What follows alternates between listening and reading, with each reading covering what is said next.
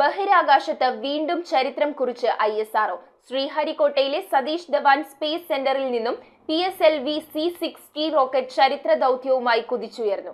Space docking സാങ്കേതിക വിദ്യയുള്ള ലോകത്തെ 4ാമത്തെ രാജ്യമായി ഇന്ത്യയെ മാറ്റാനാണ് ഇതിലൂടെ ലക്ഷ്യമിടുന്നത്. 10, 9, 8, 7, 6, 5, 4, 3, 2, 1, 0. സ്പേസ് ഡോക്കിംഗ് എക്സ്പെരിമെന്റ് എന്ന സ്പേഡെക്സ് ദൗത്യവുമായാണ് റോക്കറ്റ് കുതിച്ചുയർന്നത്.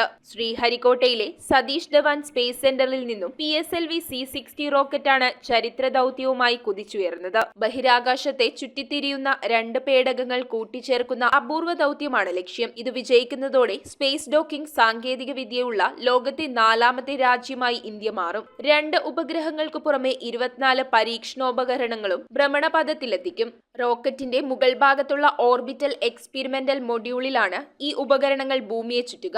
476 കിലോമീറ്റർ 476 കിലോമീറ്റർ അകലെയുള്ള ഭ്രമണപഥത്തിലെത്തിക്കുന്ന ചേസർ, ടാർഗറ്റ് എന്നീ ഉപഗ്രഹങ്ങളെയാണ് ISRO ഡോക്ക് ചെയ്യിക്കുന്നത്.